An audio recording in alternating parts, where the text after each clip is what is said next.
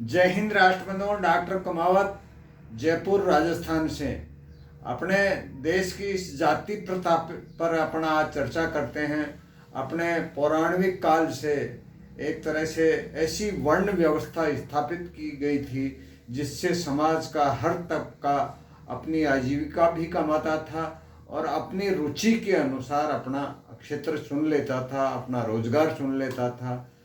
मुगलों का आक्रमण हुआ तो उन्होंने इस वर्ण व्यवस्था पर चोट करने की कोशिश की और धीरे धीरे करके ये जातियों में बट गया पूरा समाज। फिर अंग्रेज़ों का शासन आया तो अंग्रेज़ों ने इस चीज़ पे और भी ज़्यादा एक तरह से जाति व्यवस्था को बहुत सुदृढ़ कर दिया।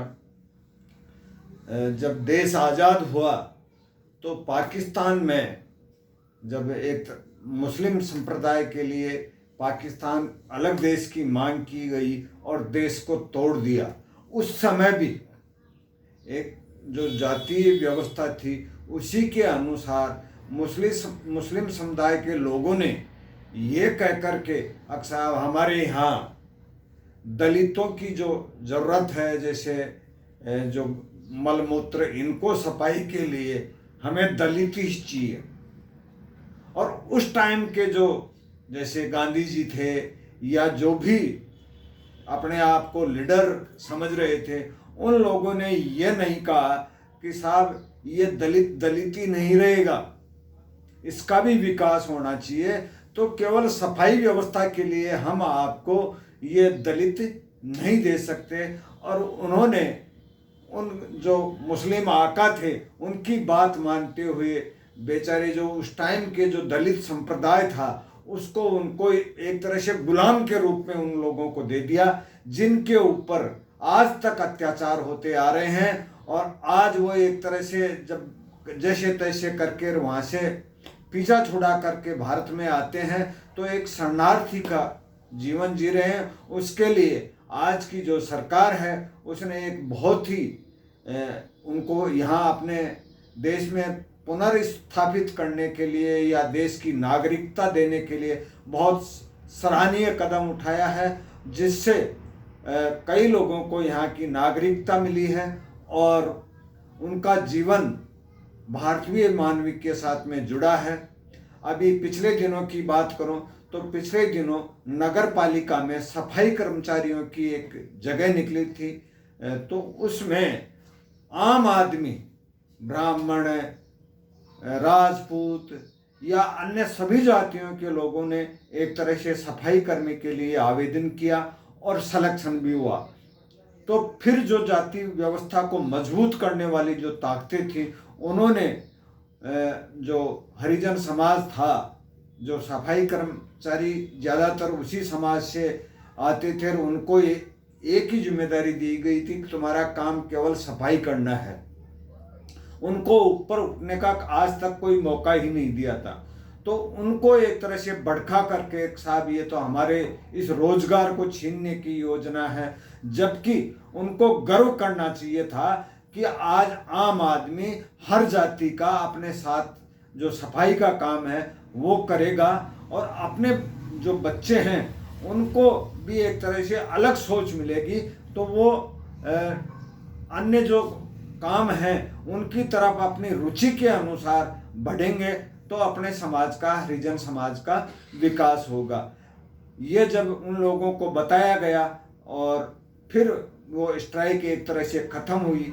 मैं मेरे बचपन की तरफ जाऊं तो बचपन के समय में भी देश आज़ाद होने के बाद में इतनी जाति व्यवस्था सुदृढ़ नहीं थी, संगठित नहीं थी। हम जब भी पढ़ते थे, चाहे वो कोई मोची का लड़का हो, चाहे हरिजन का लड़का हो, चाहे कोई ब्राह्मण का लड़का हो, आराम से एक जगह बैठ करके खाना खाते थे। कोई तरह का हमारे में भेदभाव नहीं था। उस समय में जब कोई सरकारी ऑफिस में किसी काम के लिए जाते थे तो जो संबंधित अधिकारी था उससे जो भी अपना काम था वो करवा करके ले आते थे। आज देखा जाए तो फिर ये जो जातीय व्यवस्था को एक तरह से संगठित करने और ये जो वोट की राजनीति थी, उन्होंने पूरी तरह से अपने देश को इस जाति प्रथा के मकड़ जाल में ऐसा जकड़ लिया है। एक तरह से हर आदमी जब कहीं किसी कार्यालय में भी अपने काम के लिए जाता है तो वो ये देखता है मेरी जाति का यहाँ कोई बाबू या कोई चपरासी या कोई अधिकारी है क्या, और वो फिर अगर कोई उसकी जाति का या उसकी कास्ट का कोई मिल जाता है तो बड़े गर्व से जा कर के उसके पास में ये अपना जो आवेदन है उसके माध्यम से करता है। ये एक तरह से बहुत ही गलत तरीका आ गया।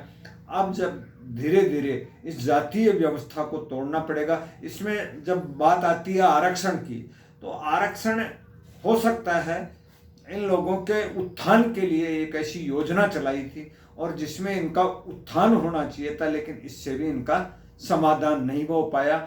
इन जो अपने आप को छोटी जाति समझते हैं उस मानसिकता से बाहर आना पड़ेगा। अपने आप को जो छोटा समझते हैं उनकी मानसिकता यह है कि हम तो दलित हैं। इस दलित की जो सोच है, इससे जब तक ये अपना समाज बाहर नहीं निकलेगा, जब तक अपन देश के जो उच्च पद हैं उनकी तरफ नजर ही नहीं कर पाएंगे, तो इस दलित होने की मानसिकता से अपने आप को ऊपर उठाएं और इस आरक्षण की जो व्यवस्था है उसका लाभ लें। मैं ये नहीं कहता कि जिस भी जाति को जो आरक्षण मिला है, लेकिन जातियां एक तरह से संगठित होने से किसी भी जाति का भला नहीं हो सकता। हर आदमी ये सोचता है कि मेरी जाति का उत्थान हो। जब तक ये सोच ये नहीं होगी कि मेरे देश का उत्थान हो, जब तक अपने देश का विकास नहीं हो सकता। जय हिंद, जय भारत।